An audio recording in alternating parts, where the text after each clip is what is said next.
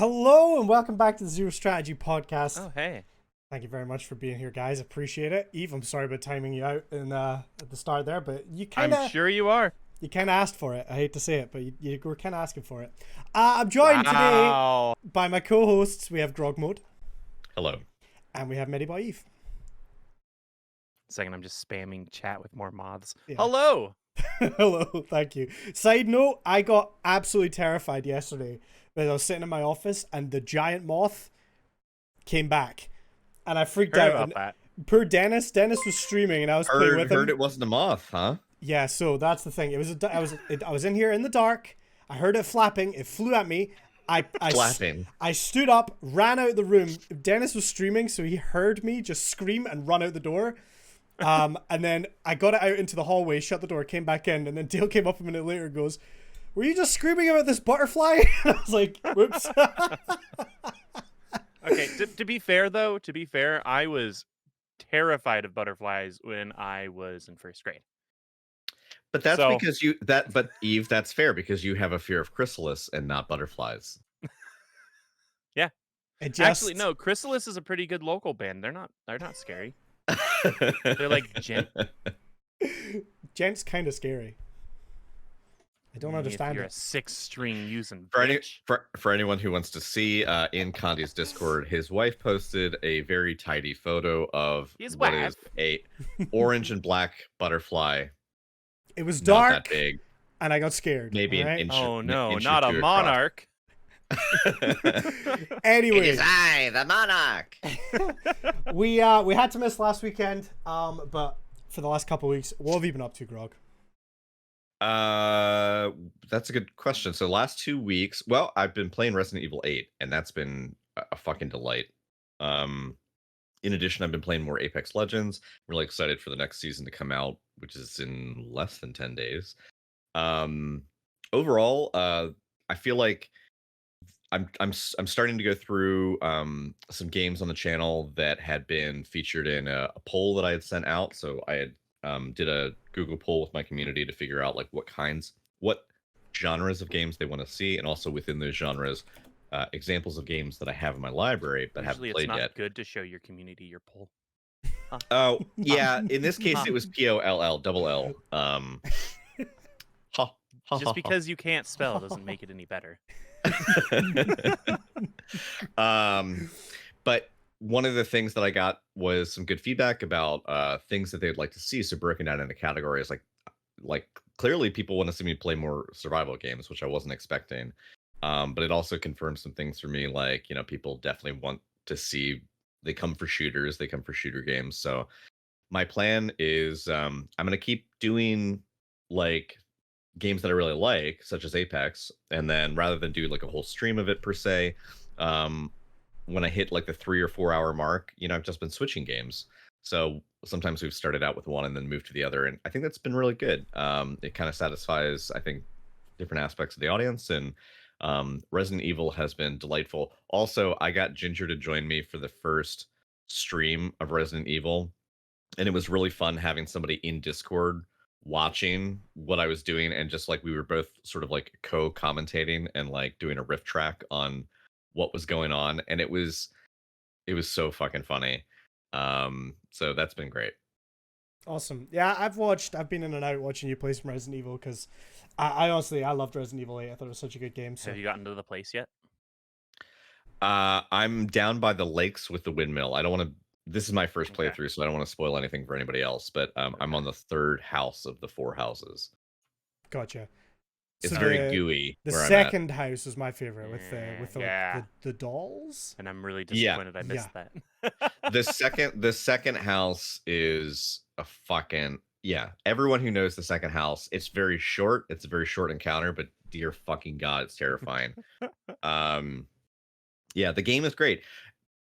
So I think I asked Eve and I asked a couple other people like how they felt about Resident Evil 8 versus Resident Evil 7, and it was interesting to hear people's feedback about like what they liked about each game more than the other.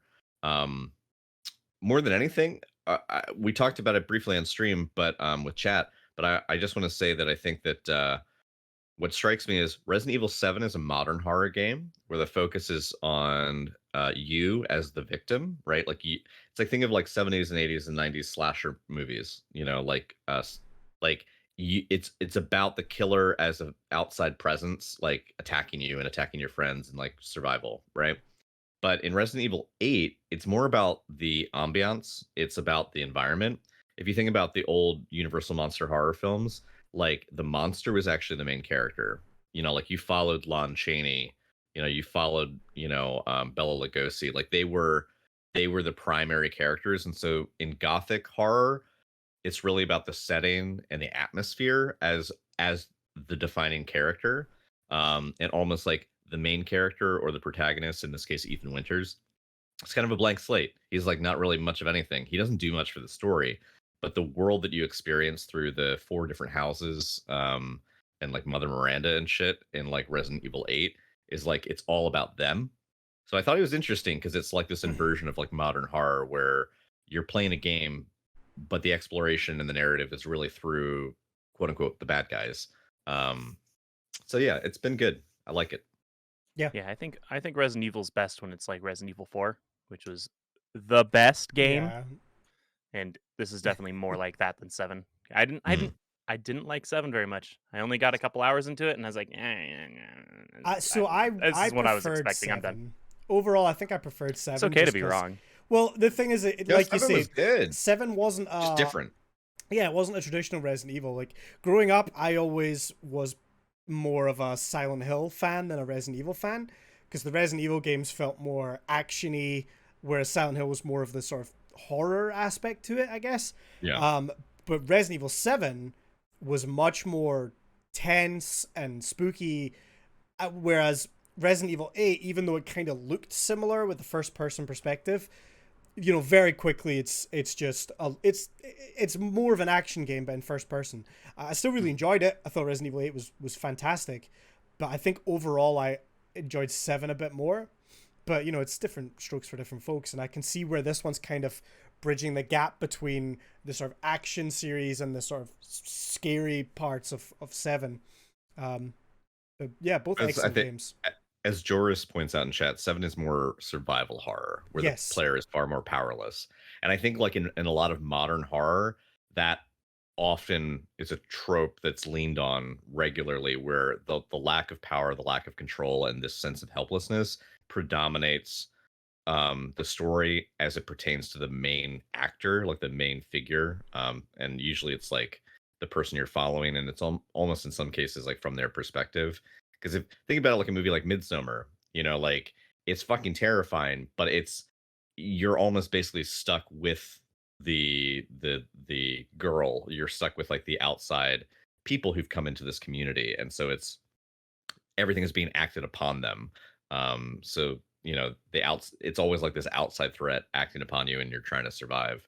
I think in like old school Gothic horror, it's just about the place and the presence that a place holds as like a character. Almost the environment becomes a character in of itself. Yeah, I think they're great. They are just different strokes for different folks. When do Yeah. we get a Midsummer game? Oh my god, I would play it and shit my pants. Yeah, Actually, a hereditary game would be far more Oh. terrifying. Yeah, I've seen Hereditary a couple of times. I saw Midsummer once, and I don't think I could watch it again. Like, it was just too much. I enjoyed it, but it's like it's very. It's definitely one of those that It's afterwards makes you go like, okay, It's quite disturbing. unpack this. Yeah. Anyway, Eve, what have you been up to for the last couple of weeks?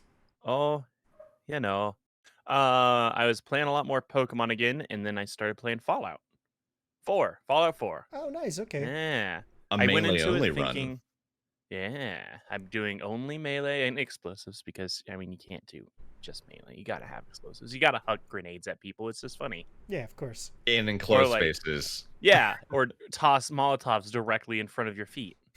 It's fine. Yeah, I was going into it thinking, yeah, I'm gonna just go through the story because I never completed the story. Apparently, I didn't go very far in the story at all because I've played maybe 2 hours into the actual main campaign and I got a new achievement. So Um, yeah, I had apparently not played the story at all, but I have 90 hours in the game. And I started doing base building again, which is where I Damn. lost my 90 hours the last time I played. Same. But it's been fun. I Nice. missed it. Yeah, I like the Fallout series. I didn't love 4 as much as some of the other ones, but it was still a very cool game. Oh, yeah. Mm. I figured if I finish this and want to keep playing some of them, I always have trouble with like the Steam ports. They just crash like crazy for me. So I might hook up my 360 and do like, because I've still got Fallout 3 and New Vegas on there, and I never had those crash. So Hmm. Yeah. I just have infinite bugs. Fair What about enough. you, Candy? How's your weeks been? Been good. How your weeks? How are your weeks? I have kind of continued the theme of just trying out new stuff, which has been very, very fun. We tried Dead by Daylight, finally, which is a game that a lot of my community play and a lot of my friends play. And I never really understood the appeal. I always kind of thought, like, this seems like a fun game to play with your friends for a night.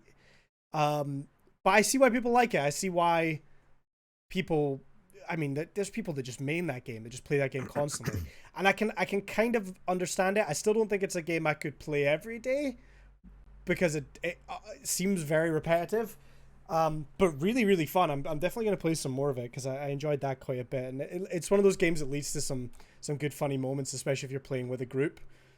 We had a moment where Oof, a fellow streamer, a friend of mine, was playing as the killer, and she was chasing me for ages, and I managed to kind of break line of sight and hide in a cupboard, and she had no idea where I was. She kind of circled a few times, and I stayed in the cupboard, and then Wolfie comes along, and Wolfie just starts emoting and pointing at the cupboard in front of Oof. So then you see her just kind of standing there and trying to decide between catching Wolfie or just catching me.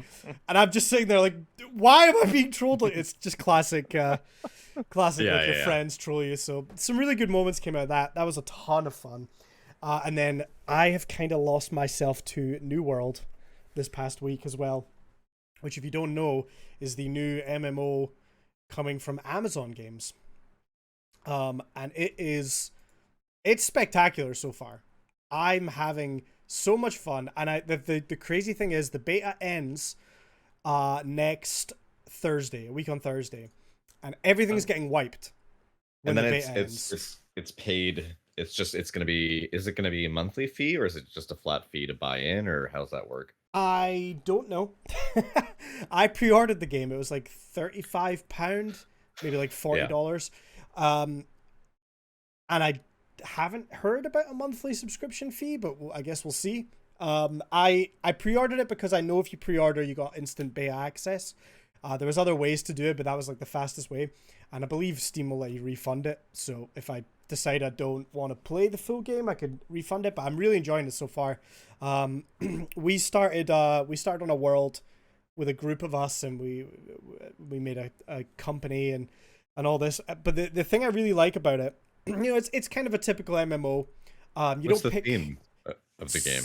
So it's sort of pirate. A world that's new. Yeah, it's kind of piratey. But there's It looks like kind of wizards and conquistador-ish. magic. I don't know what that word means, but sure.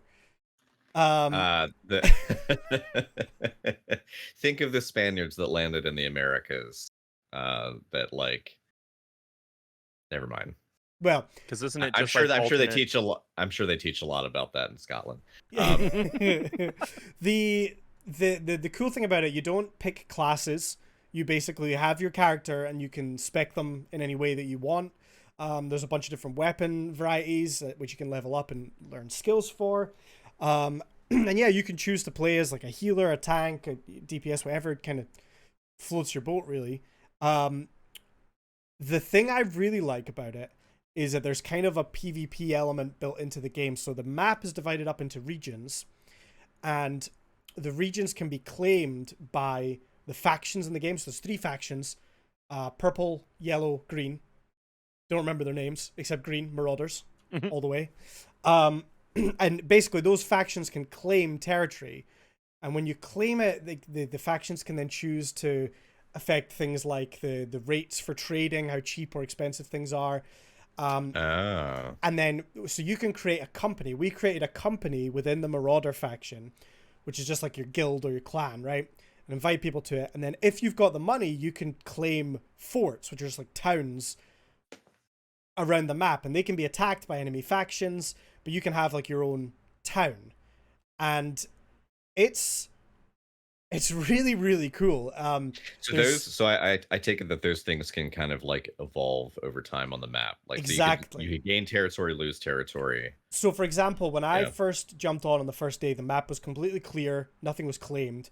We leveled up to a certain point where we chose our faction, we created our company, and then every day as I get in, more and more of the map is filling out with colors as territories are claimed by different regions. And I played yesterday when one of the Marauder factions was under attack by the enemy, and it's all just like PvP. Just if you can flag yourself on or off for PvP, but if you've got it on, you can just fight enemy factions out in the wild, and it's really, really cool. It's really, really That's kind of cool. Yeah, I mean, I like there's only a segment of Elder Scrolls Online, so it's not the whole world at large, but there's like a zone, like a region that you can go into where it's like that. And I thought that was really cool.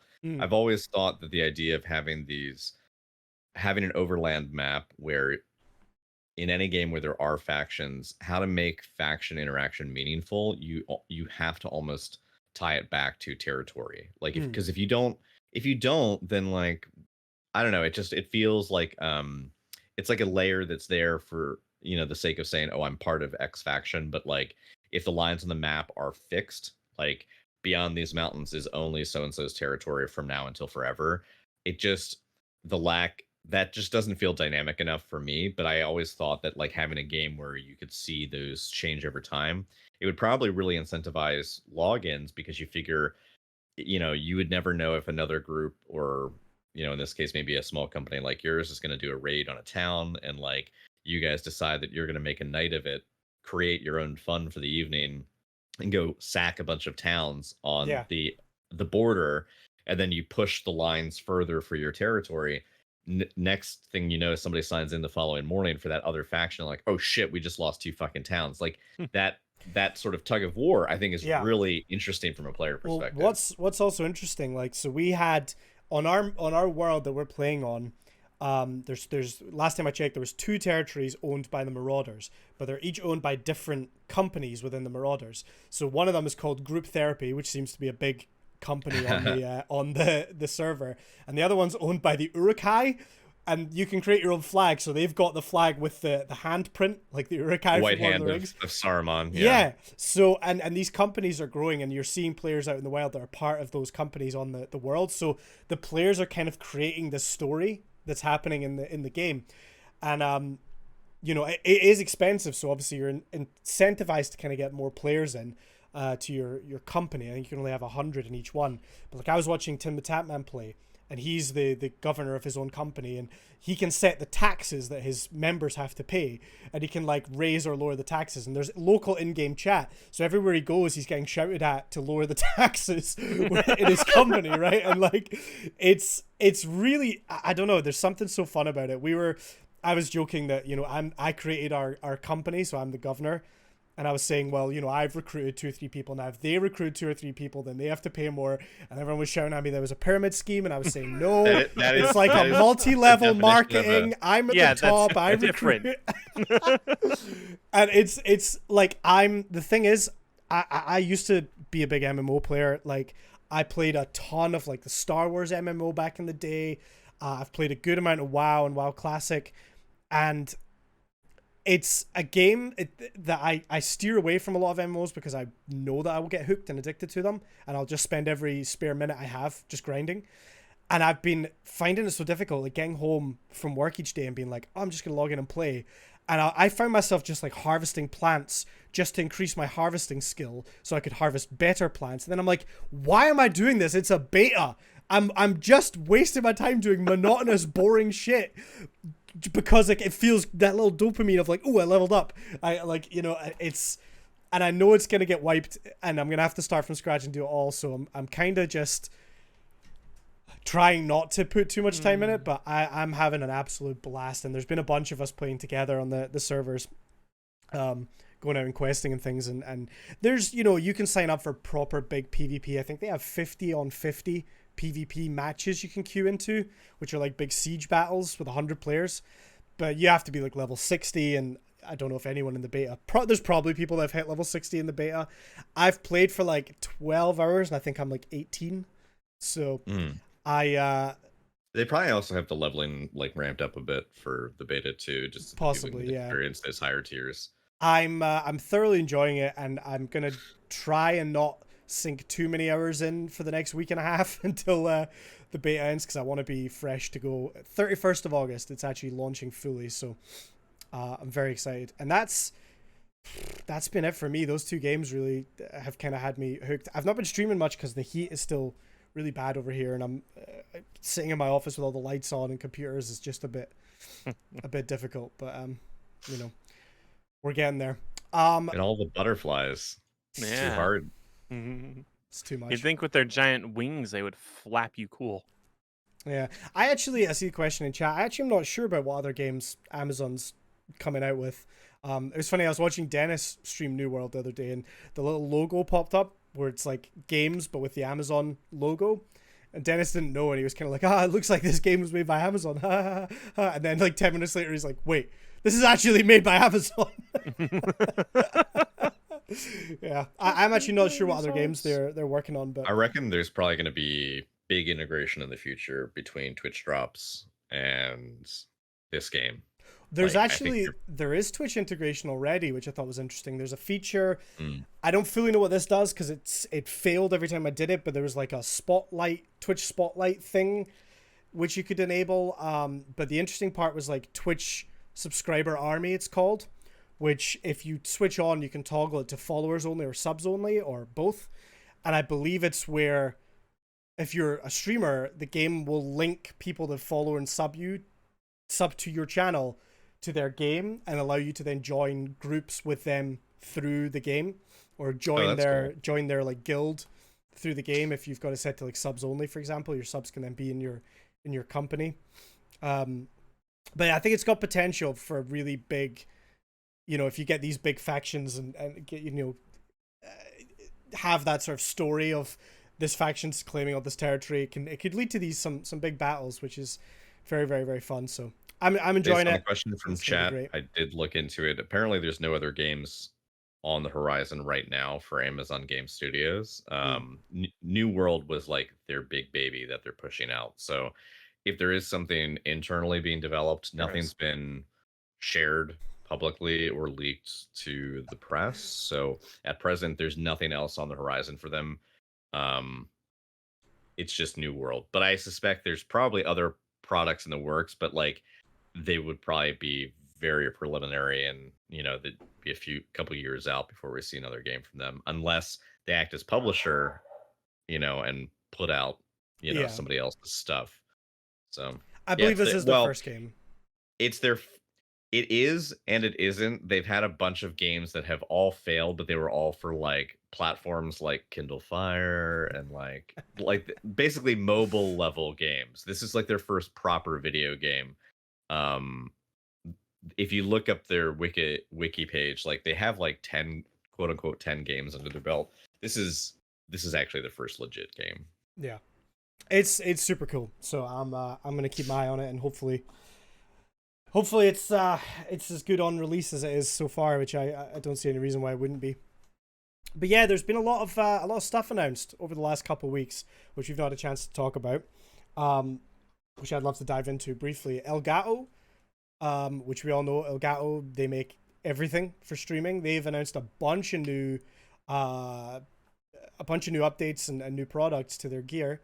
They announced a webcam, the Stream Cam, I think it's called, which appears to be reviewing pretty well.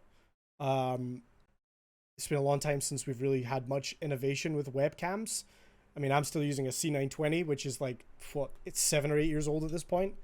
That looks cool. There's a new Stream Deck, which, from what I've gathered, the Stream Deck, the new one, appears to mostly be new software And the actual, because I mean, how much can they really change on the Stream Deck? It's just some buttons. I think it has removable face plates, so you can customize it with a custom faceplate. But it looks like a lot of software-based improvements, which I'm hoping comes to the old Stream Decks as well. They also announced the Wave XLR, which I think is quite an interesting piece of kit. From what I've read, it appears like it will basically. So you know how the Elgato Wave USB mic, has access to this Wave software, which is by all accounts, very, very good software for that microphone. This basically turns any XLR mic into a USB mic, so you can plug in your XLR and then use it on the Wave software, which is pretty interesting. It's sort of like a cam link, but for your audio. Mm. Which So is it's like pretty the big cool. mixing board I have, but Yeah, not Well, big. I think it's trying to be a direct competitor to Go XLR insofar yes, as just having a physical interface that you can kind of sit on your desktop shouldn't take up a ton of space, but at the same time, you can tap into some of the software benefits of the Wave system, which prior were only available to those with Wave microphone because you couldn't get. I think there were like some IKEA level hacks for like getting around, you know, other microphones working with the Wave software, but like it was complicated and definitely not user friendly and also not as designed. But this is going to be a way for people to actually like have something more cost efficient that I think is going to hit at a price point lower than that of the Go XLR. yeah. Because the Wave software is cool. I don't. CK had it, Mm. and I talked to somebody else who had it, and they said it was. I mean, it's basically just a digital version of the Go XLR. Everything is done on board in the computer, and it works smoothly and cleanly, and basically allows you to adjust all of your levels and inputs and outputs, and what does and does go out to stream. All through one source, which there's not exactly a good tool for that right now. I think at least from like a desktop perspective. Yeah, I think it's super interesting. It's a cool feature. Not something I would probably invest in, but definitely could be good if you have an XLR mic and you're looking at the Go XLR. It's an option for sure. It also has USB, so I'm wondering if it. I don't know the specifics, and it looks like it only has one USB-C in the back, but it does have a USB-C port. I'm wondering if that's the out to the computer, like to your stream PC, or if Mm, that can also be an in, and maybe there's another port that I didn't see on it. Because if you could rock that with USB microphones, that would make it a huge competitor against the Go XLR. Because yeah, even if you don't have an XLR, like people choose the Go XLR on a regular because it's because of its small form factor. It has things like those voice overlays, and it's a good introductory mixer for somebody who's not a musician that already has mixing boards just like sitting around. for sure. Yeah, absolutely. And then a bunch of games stuff also got released. They've Well, did you announced. see the wave panels? Oh no, Did you see tell me. so the wave panels was something that was actually advertised before the new camera and before this new audio mixer that we talked about. Wave panels are basically like they're hexagonal, so like a honeycomb, but they are acoustic treatments for your room. Mm, So effectively, with like a sort of special 3M tape, you can kind of mount them on the wall. You don't actually have to drill anything in. They have a locking system where they bracket together, and basically, it's supposed to be so that you can, do sound dampening on your wall. And because they're not your sort of traditional, you know, yeah, like what Condi has exactly. If anyone's looking on stream, it's like that. But they're hexagonal, so they have, this kind of like cool sort of aesthetic to them. Um, but if you check out Elgato's website and look at wave panels, that's another thing that they've come out with recently that is interesting. And if you're looking for sound dampening, and it's not on camera, you can kind of do whatever you want. Like right now, what I have is I have some plywood that I've roped up to my ceiling, and those are different panels right in front of where I stream. And I cut up some old yoga mats and Yeah, glued that'll do those with it. smart. industrial Yeah. glue. So they dampen a lot. Like it makes a pretty big difference, and that cost me like because I got the plywood for free. It was being given away, and the old yoga mats I got at like a thrift store, so it was like $10. Yeah, exactly. It doesn't have to look nice if it's off screen, but like Yeah. I definitely noticed a Or you can use difference. cardboard, corrugated cardboard. Yeah, I had like a flat, just bare wall behind my desk, so I was definitely noticing a lot of difference with, particularly if I'm speaking, you know, the noise bouncing right off the wall. But having that, I mean, mine are scuffed. Like I say, they're just foam pads, but I couldn't stick them to the wall, so I had to get bits of cardboard and glue them to the back, and then stick those to the wall because they kept falling down. But it definitely can make a big difference, especially if you are in a small room where there's a lot of audio. And, you know, it's not 100% necessary, but for people that like are aware of the little small things with the sound, it does make a big difference. So I think something like the wave panels are going to be more for the audience that like they're already Elgato obsessed. You know, they buy whatever comes out. I mean, It's again, mostly for aesthetics. there's yeah, there's exactly in this cheaper case, it's alternatives. definitely yeah, there's Yeah. definitely cheaper alternatives. There's plenty of avenues on you know like third party websites. You know, you could to just buy sound dampening because you figure people have studio spaces or apartments or things where like they already like these products are already out there in the marketplace. Companies like Elgato are just really in the market for creating the aesthetic that and unifying a feel so that all their products like carry across this like sort of slick look to them. But I mean, admittedly, the Elgato Wave ones do look pretty dope. I haven't seen any reviews on them, but um, that's another thing that's like in their market arsenal. I think it's more like for the people like my father-in-law who's like an Apple fanatic, where it's like anything new Apple comes out with, he gets, Yeah, well, even I if mean, it's like pretty inconsequential, he's gonna buy it. at this point, you could effectively just have your entire setup be Elgato products. You Oh, know, for sure. it's they're just Stands the covering. computer at this point. Yeah, they're covering basically everything. Um, Oh, I forgot the other thing that they introduced, Condi. I know we're driving away from the game talk that you wanted no, to no, get no, to, but don't worry about it. they the Blue Microphones has a mic arm called the Compass, and the Compass is like a tubular arm, so it's not like a scissor arm Tubular. like what Condi or Eve have, where it's multiple joints with like a spring tension. This is more like a rigid. It's a posable arm, but it's rigid. For anyone who knows the Blue Compass mic, boom, Elgato has developed something similar. So it has like internal routing and casing for all of your wires and inputs and stuff. So basically, it's one mic arm that everything is hidden, and it's pretty cool. That Nice. was another thing that also got leaked recently. So I think they're I definitely mean, I moving have to get a from new boom arm soon anyway. yeah, Mine's they're been definitely broken for a moving year. away from just doing like video capture stuff and now moving into like kind of the entire field of streaming. Yeah, I mean, Like, they know 'cause their audience. they've got lights, they've got cameras, they've now got audio, Action. dampening, uh, action. You got But now they've microphones, capture yeah, cards, basically yeah. everything. Chairs. They don't have chairs and they don't have computers and they don't have monitors. Well, what a bunch of bullshit then. Garbage company. Yeah, it'll be interesting. Like I say, I think the stream cam, again, I can't speak to it because I don't have one to test out, but from what I've read and what I've looked at, it's probably not going to be better than a mirrorless camera. It's most likely just going to be, you know, a better webcam. I think it's gonna be more on par with like the Logitech Brio. It's Yeah. nothing is going to step into the realm of like a DSLR territory unless it's actually a DLSR. Yeah. Like so But yeah. it does look like a step up from like, again, like this thing that I'm using and stuff like that. So again, if they can create a nice entry point cost for a decent quality camera, that's going to be huge and it's going to sell very, very well. So it's one to keep an eye out on. Yeah, I wanted to talk about a little bit about, you know, gaming stuff that's come out because there's been a lot of announcements. Starting with the Switch, the new Switch. I've heard it referred to as the Swoled. Which is interesting. I kind of want to get your guys' thoughts because there was a lot of rumors about a Switch Pro getting announced, and this is what they gave us. My understanding, it's a slightly bigger screen.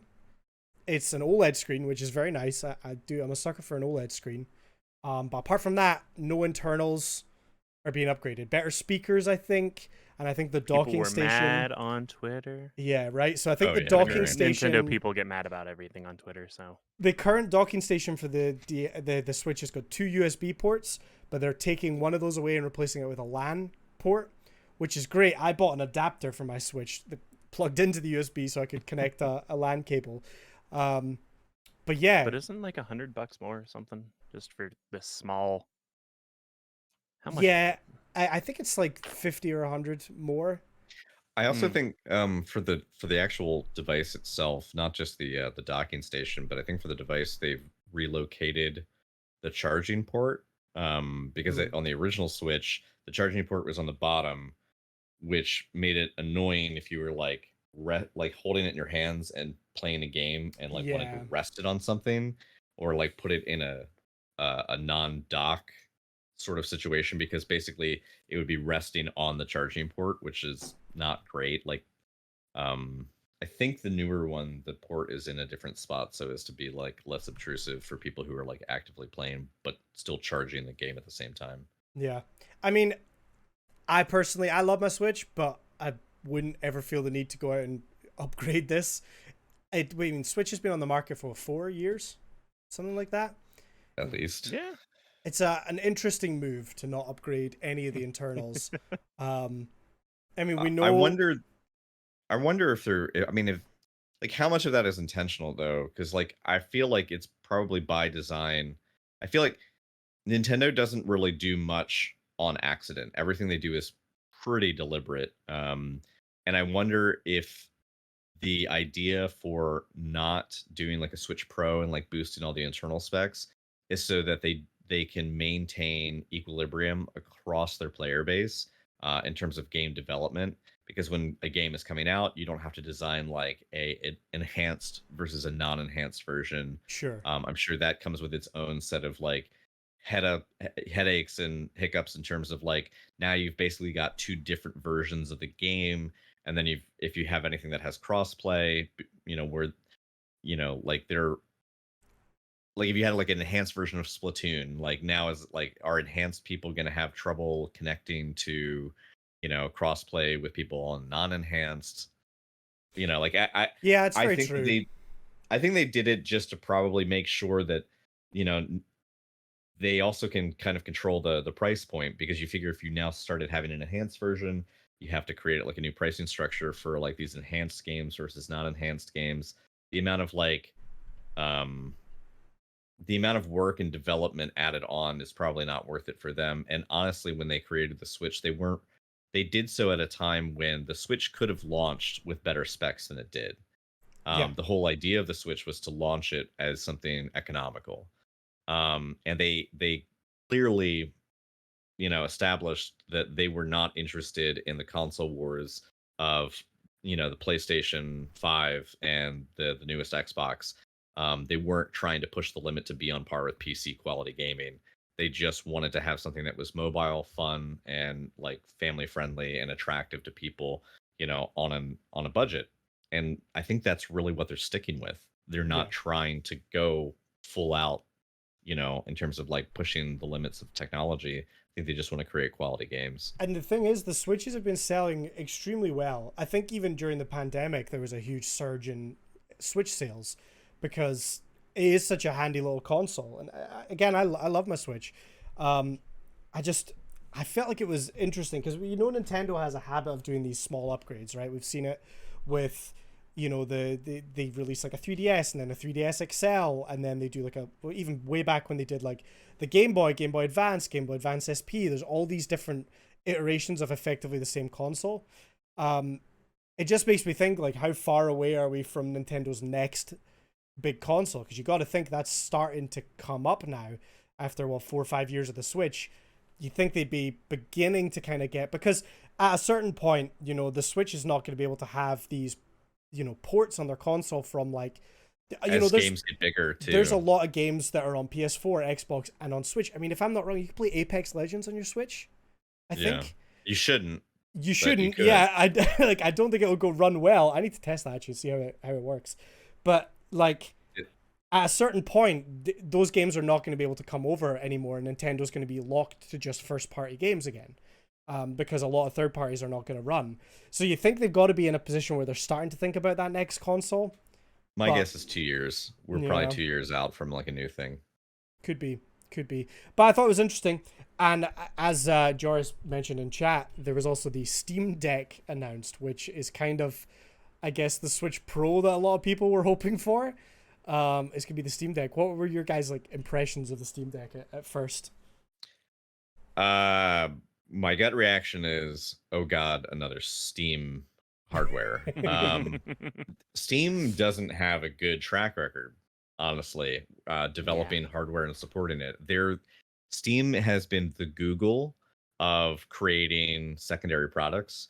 Google does what Google does well, and then everything else it does poorly. Like, so, Google Hangouts and Google this and Google that, like they'll roll it out, they'll kind of half support a thing for a few years, and eventually they put it away in a cupboard and it gathers dust and it's completely obsolete. And Steam also made the worst controller ever. Yeah, people humanity, were real excited about that still have when it came out. I hate it. The name is bad. Yeah, calling the name is horrible. The Steam Deck, when there's already the ubiquity of Stream Deck from Elgato.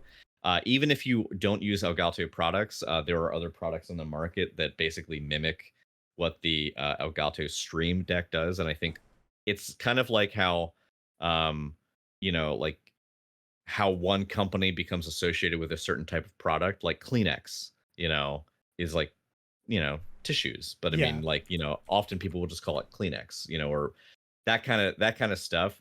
A Stream Deck is basically anything that you would use for streaming.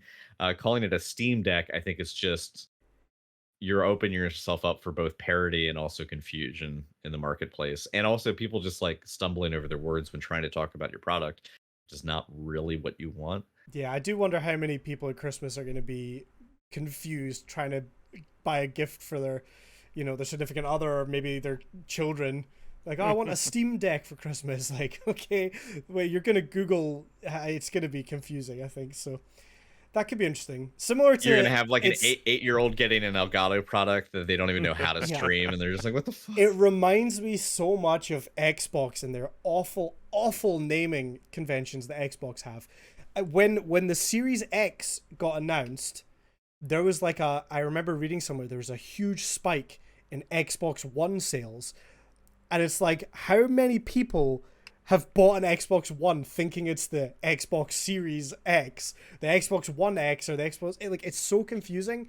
And you just know that last Christmas there was a bunch of kids that got the old console without realizing. Like, because they're, again, a lot of parents are maybe looking at these consoles. Xbox, it drives me insane the way they name those machines. And I don't know how to do it better. I'm not saying I could do it better, but I'm saying that anything else would presumably be better than what they have right now. Fucking Steam machine. I mean, like, it could have been Yeah, it's or Steam Go. I like that. What Aiden says in chat. Steam Go would be a way better name. On the basis though, like, of the fact that it's a handheld gaming PC, I fucking love handhelds. I always have. Like, my first ever console was a Game Boy Color. And since then, I'm a sucker for a handheld. I bought almost every single one. I've got all the old Game Boys, DSs, 3DSs, the PSP. I was one of the... You got an extra Game Boy Advanced. I don't know where mine went. Oh, maybe somewhere. Probably. Cool. I like... I will. I remember when the PSP came out.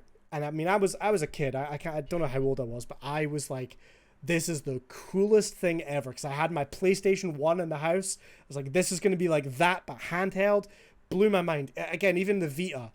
I was one of the biggest supporters of the Vita for so long. I bought so many games for that thing, and I took it everywhere with me. One of my friends had those. He loved it. All he would do was play that 50-cent game on it. I don't even know what that is. I played so many games on my Vita, and I still use it from time to time in the house. The thing with handhelds nowadays, that I'm a grown-up that doesn't have to go outside, I don't use them as much anymore. But even now, if I go away on holiday, I'll take my Vita or my Switch. Love it. absolutely love it. Mm-hmm. So there's that part of me that's like, man, I really want a Steam Deck because I'm thinking of all these maybe smaller indie games, nice cozy, kind of games that you could play on it would be phenomenal. I know that it's not going to be there for like playing your Apex Legends or games like that on it. I read that they're targeting 720/30 on most games, but it's still a really cool. Which, I mean, given the It's size still of the really cool. screen, would be fine. I think Yeah. like I think like the herein lies the difference between something like that and the Switch is that the Switch was trying to still be a device that was both portable and would also be your home console if you wished it to be via the dock. Doesn't seem like the Stream Deck is going that direction. They're purely just trying to exist within the the ecosystem of like it's on the device, Yeah. right? Like much in the same way that like older Game Boys would be. Um, so hearing specs like 720p as being like their target and like 30 FPS, it doesn't sound very impressive by today's standards for any other platform at all. But I mean, if you can get, I mean, let's be honest, pretty much any game you can think of is available through the scheme, the stream. Oh my God. Yeah, they should have called it this through the stream. No, Nope. Steam. Yeah, through the Steam Games Launcher. That basically you can play any game in the world that you want. I mean, obviously there's some like platform exclusivity, and there's some stuff that's exclusive to like the Epic launcher and whatnot. But generally, 99% of any game out there you can get on Steam Yeah. and be able to play 99% of any and all video games that are being marketed on a device that you can take anywhere is extremely appealing because again, Switch, you're going to be locked into, the Nintendo ecosystem, So when is um GOG gonna make one? I God Deck think doesn't really have a good ring to it. no. no. I think it's a really cool. Gog go. I think it's a really cool idea. Clearly, it's popular because people were having a meltdown trying to get their hands on these. I know a lot of people have got their pre-orders, and it's like some are saying Q1 2022, summer, because it's supposed to be coming out December this year. And it just based on when you pre-ordered it and what model you went for. It looks really cool. What I thought was interesting as well is the way Steam had the pre-orders set up to try and prevent bots. I don't know if you guys saw this. So No. they had it so that in order to pre-order it, you had to use your Steam account and you had to have purchased something on that Steam account before June or July of this year. So it basically prevented people from creating brand new Steam accounts to then purchase these pre-orders and prevent scalpers. So I think that was a very interesting way. I think it did cause some issues with people when they were trying to get pre-orders. But as far as I can tell, I mean, I'm sure there's ways scalpers can get around it. But it's a very interesting idea because we all know scalping and bots has been a massive problem the last couple of years for new hardware. We saw it with graphics cards, we saw it with consoles. This seemed like a really interesting tactic so that you had to have an active Steam account in order to purchase one of these things, which I think is a great way of doing it. Reviews from companies that have got their hands on it seem really cool. I'm probably not going to get one, but it's I think it's a really, really cool system. I mean, I for the longest time was hoping that Sony were going to come out with a new handheld after the Vita, but clearly that was not successful, even though the Vita, it had a healthy life cycle and a lot of people really loved their Vita. They got into this situation where developers didn't want to make games for it because it was a smaller install base of users that had it, and because developers didn't want to develop for it, people didn't want to buy it, so it got stuck in this vicious circle. Whereas things like the Steam Deck don't have that problem because if a developer makes a game for Steam, it can be played on a PC or on this handheld. So, I think it's a really, really cool system, and I'm looking forward to hearing what people think when they actually do get their hands on one. I mean, I would say if anything, it's just good for the marketplace. Even if, I mean, like, it's good to just have other competitors in the ring trying to compete with companies like Nintendo. Because at this point, I mean, whatever your take on late stage capitalism is like at this point, like competition breeds innovation. It's either going to breed innovation and either creating new technology, with like other competitors trying to throw their hat in the ring, or it's at least going to affect sort of price points of games. You know, if Steam can be, let's put it this way, if the sale of the Steam Deck goes well, see, I had to think about it before I Steam fucked Deck. up. The Steam Deck, before Steamed dicks. if the sale of that goes well, and if the price point for the game stays relative to what they are on Steam, imagine all the sales and discounts that come out through Steam, either initiated by Valve themselves or initiated by the publishers. That could drive sales on that platform faster and more efficiently than the sales on, say, like the Nintendo Switch, because you know, Nintendo, you pay a premium. You pay a premium for Nintendo products just like you do for Apple. So I think that it's going to be healthy from a market point of view to like have some competition from pricing. Yeah, it's worth mentioning as well that the actual price on this machine is fairly, I would say, quite reasonable as well. I mean, we've seen other companies make handheld gaming PCs before, right? There's never been a big company or a big, I guess, adoption rate. Like, these things have never really blown up. I think Steam and Valve are kind of the first sort of big company to really push one of these.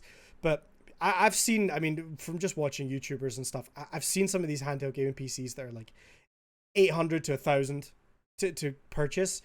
I mean, you can get, there's 3 different versions of this. The most expensive being £569. So like what, 600? It's very heavy. $650. Yeah, okay. I'm looking at it in Great British pounds. And that's for the 512 gigabyte version. But like, even on the low end, you know, the 64 gigabyte version is only £350, like $400. That's a very reasonable price when you compare it to like the Switch, and this thing's going to be way more powerful than a Switch. I was surprised at the price of this thing. So yeah, I hope it does well, because I'm a sucker for handhelds and I'd love to see more stuff like that. Do we want to briefly hit on the Activision Blizzard thing? I know you want to talk about it. Yeah, I mean, this will kind of close out the stream. For anyone who doesn't know, there was a court case that is being levied against Activision Blizzard by the state of California. And what that comes down to is basically I want to get the facts straight here real quick. So let me just pull this up. It was what was it? Housing, let's see. California Housing Activision. California's Department of Fair Employment and Housing. So the CFEH, the DFEH. Basically, this organization is responsible for, making sure that companies operating, within the state of California are meeting the standards for fair employment. They are, and fair labor practices. And they filed a lawsuit over alleged toxic workplace culture, and it was defined in various articles as being that of like sort of a frat boy work environment. The thing is that this is on the back of a 2-year investigation into the company, and the reason why, for anyone who's unfamiliar, why it's referred to throughout the suit as Activision Blizzard, is because Blizzard was absorbed by Activision some years back, and they, for all intents and purposes, are the same company. The case levied against them goes beyond just workplace discrimination, inappropriate, sexual conduct, and like differences in pay scale between, male and female employees. It's pretty fucking explicit. We won't go over all of it, but like some of the examples are the prime one that was cited when the article first broke was one of the fifth claims in the suit is, quote, defendants have also fostered a pervasive frat boy workplace culture that continues to thrive. In the office, women are subjected to, quote, cube crawls, in which male employees drink copious amounts of alcohol as they crawl their way through various cubicles in the office, often engaging in inappropriate behavior towards female employees. Male employees proudly come into work hungover, play video games for long periods of time during work while delegating their responsibilities to female employees, engage in banter about their sexual encounters, talk openly about female bodies, and joke about rape. But that's point number 5.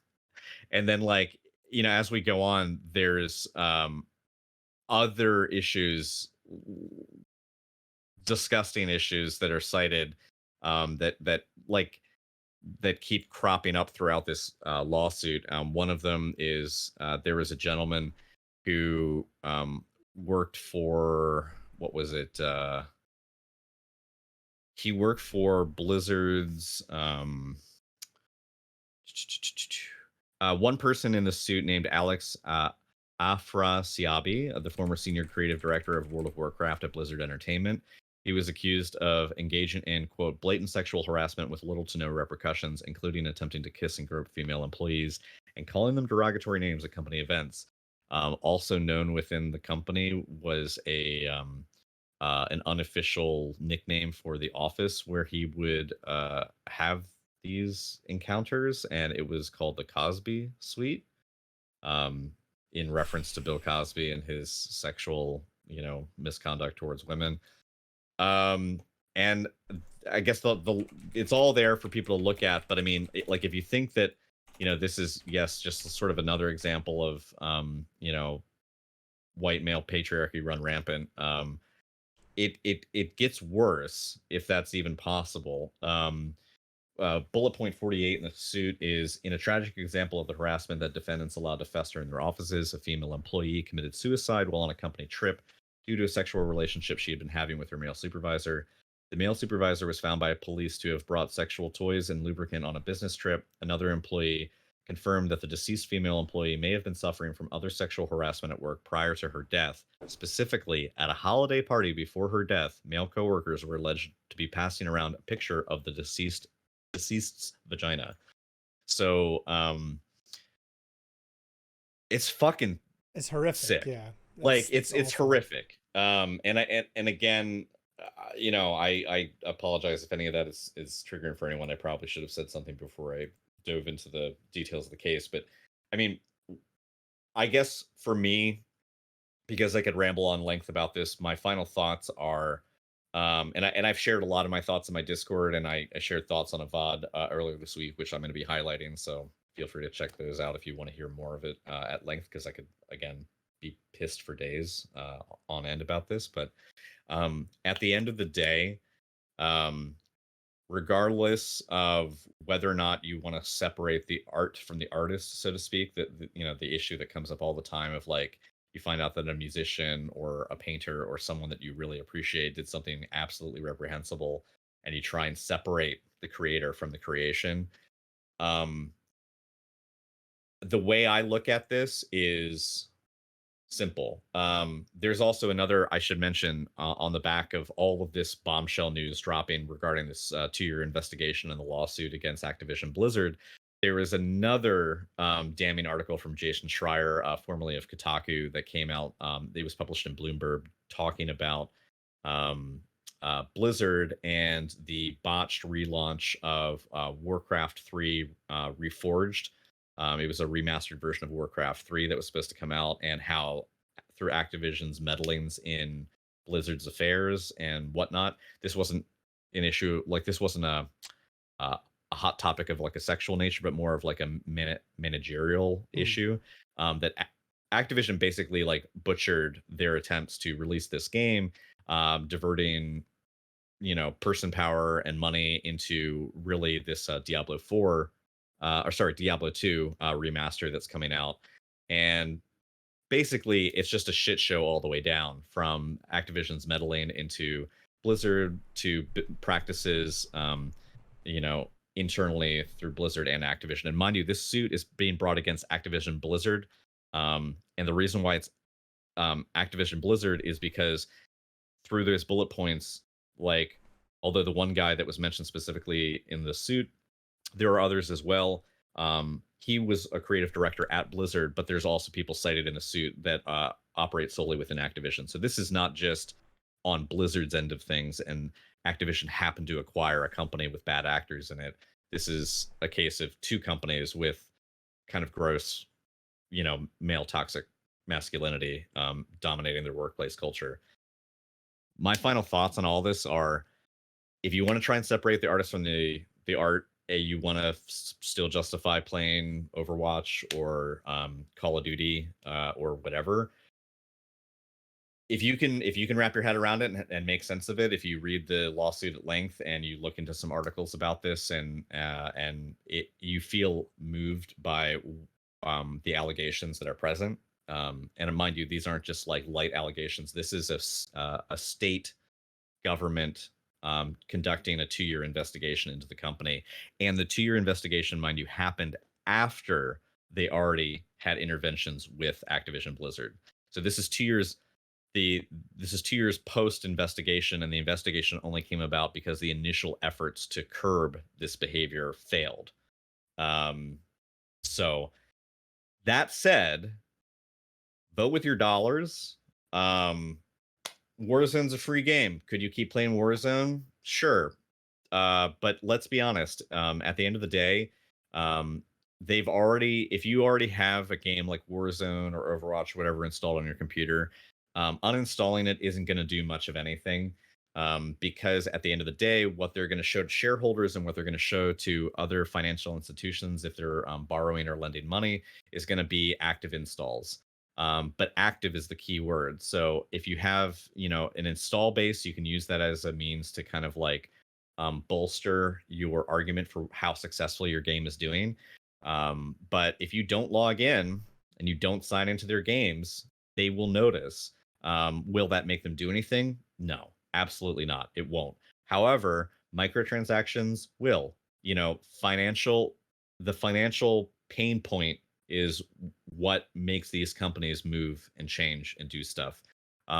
My hope is that in the October of this year, Battlefield 2042 comes in and maybe draws people away from the Call of Duty Warzone marketplace and pulls people over, and people start playing a different game franchise from a different developer and a different game studio and a different publisher altogether. Overwatch 2 is going to draw a lot of people right back in. I guess the question is, and for me, until I see that there has been, meaningful change done, I uninstalled Call of Duty, I uninstalled Warzone, and I uninstalled like Call of Duty Cold War. I installed BattleNet on my computer because, like, fuck this shit. Like, women deserve better. I mean, again, I cannot stress enough how the things that I outlined are literally the tip of the iceberg. It just goes on and on and on. There were women that were kicked out of lactation rooms so that people could conduct like meetings. These are rooms specifically designed for working mothers to be able to pump or breastfeed in the workplace, and they were denied the ability to do that. And there were issues with gender discrepancy in terms of pay scale. Women that were being paid grossly less than their male counterparts, men that were being promoted within the company based not upon merit, but because they knew someone who was in a senior position and they were hired up from that. Yes, this stuff is pervasive. Yes, it extends well outside the gaming community, and in fact is a worldwide issue. However, we have a lot of information on hand. It's all there for you to read if the document is public. So in that sense, do what you will with the information. If you feel comfortable continuing to support Activision or Blizzard going forward, I mean, whatever. That's for you to decide. I'm not going to judge. I just know that from a personal standpoint, I don't taking the comment from chat that there's innocent people who worked in the game where protesting the company would hurt them as well. I think it's complicated.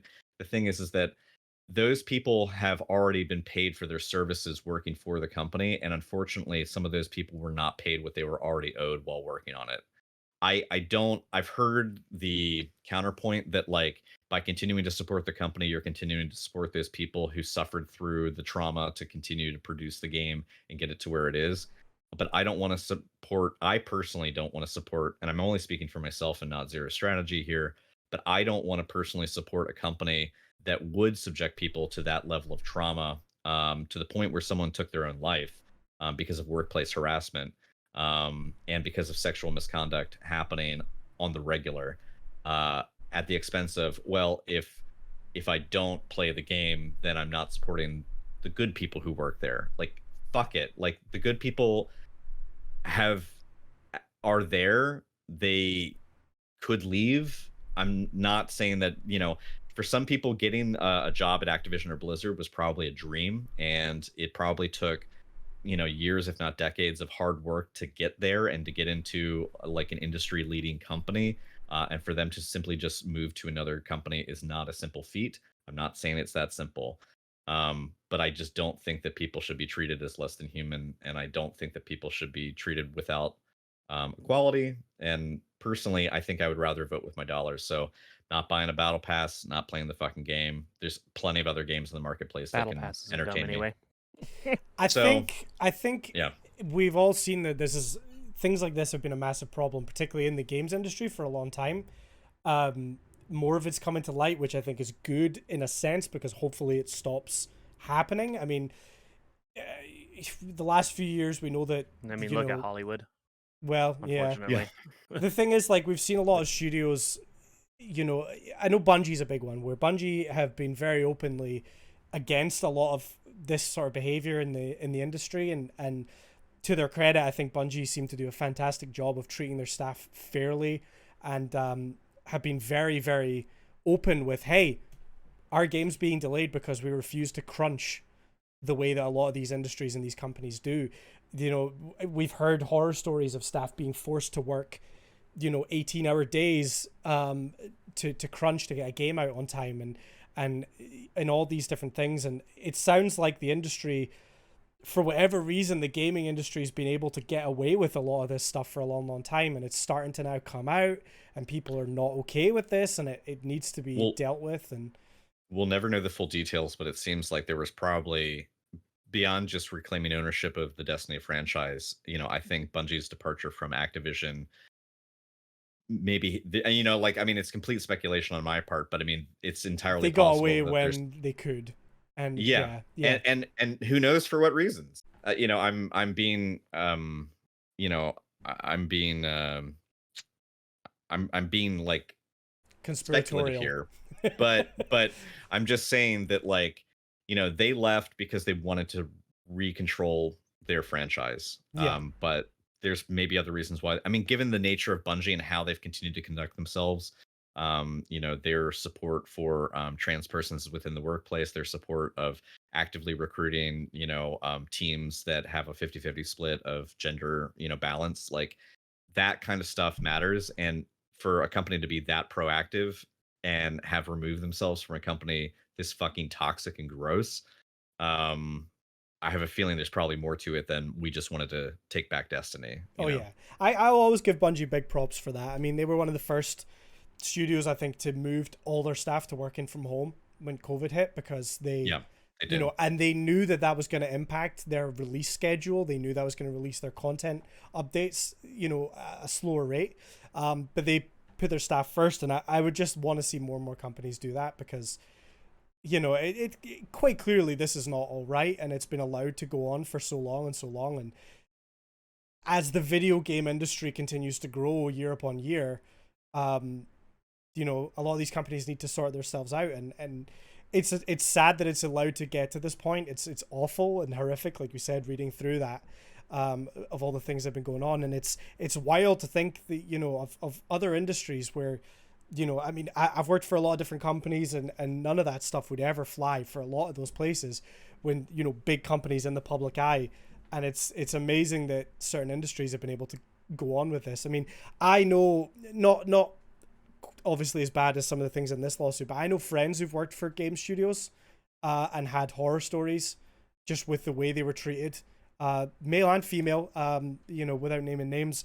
a guy that I know worked for a game studio and had no end of issues and got out there, you know, and that was their dream job. They were so excited to get in there, and you know, just the way he was treated was so unfair, and like it's you know, it's horrible, but as Chad says, you know, a lot of the time it's unfortunately not surprising to hear that this is the way this is going, but hopefully it can only lead to improvement and people being treated more fairly for the work they do. At the end of the day, I think a huge debt is owed to the people who came out as sources to bring this to the attention of journalists like Jason Schreier, and you know, going to, you know, state agencies like the DEHF, because if they didn't, it would continue. It would continue continuing. And like, while all this, you know, of course these things erupt in the news, and then, you know, it feels like everything's sort of coming out of the woodwork, but a lot of it was interfaced the whole time. There was a video that was shared recently. It was on July 23rd. This is from a 2010. So this is, you know, 11 years ago. That's from a 2010 BlizzCon panel, where a fan asks the entire panel, a couple of them were mentioned in this suit, whether there was room for some of World of Warcraft's characters to be less overly sexualized, and to sort of like sum up her question was basically like, can we make it look, you know, less like, you know, some of them stepped out of a Victoria's Secret catalog, and actually give them some real depth and character. And the response from the head of that team was, what catalog would you like them to come out of? And then they joked about like Maxim, or, you know, like they just basically completely, this is in front of an audience of hundreds, and a person being, you know, like holding a microphone in a queue in front of like 10 other people, all asking questions about, you know, games coming out, you know, can they see better representation for women from your studio? And it basically was laughed off the stage.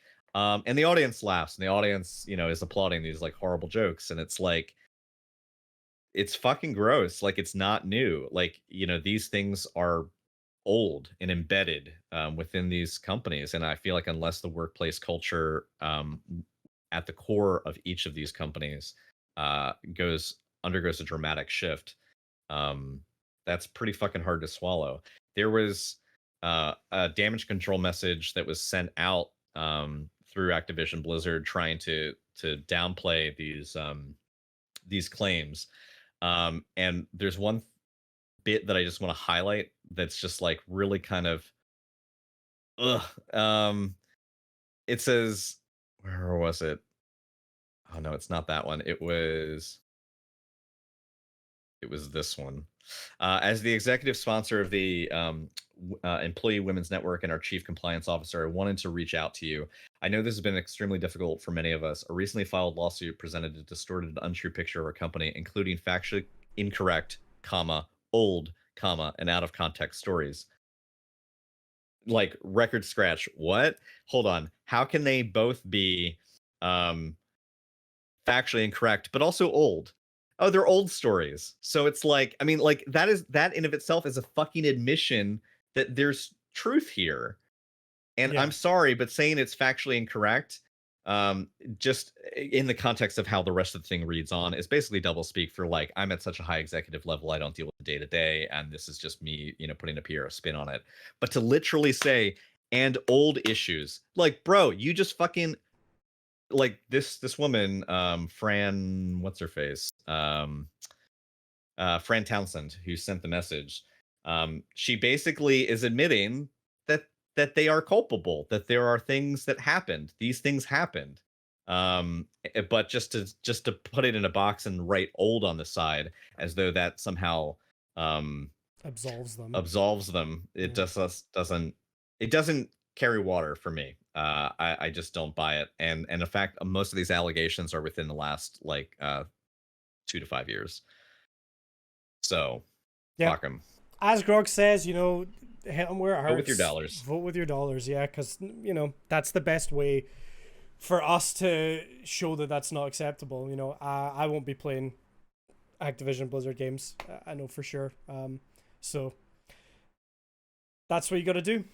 Anyway, we should wrap up. I feel Yeah. like we had good discussions, and it's been nice to be back at least on the podcast, as we unfortunately had to miss a week due to just people being nowhere. Humps is going to be gone for the next couple of weeks as well. For anyone wondering, he's away, having the time of his life out doing things, and Cyber hopefully will be back in a few weeks as well. But you might just have to deal with the three of us for another couple of weeks. Grog, where can everyone find you on the internet, and what have you got coming up? People can find me on Twitch at twitch.tv/grogmode. I'll be live Monday through Thursday this week, starting at 11:30 a.m. Eastern. On Saturday, 11:30 a.m. Eastern, 4:30 p.m. UK. Lauren and I are going to be continuing. Me and my wife are going to be continuing. It Takes Two, which we've been. It's fucking wow, chef's kiss. I love that game.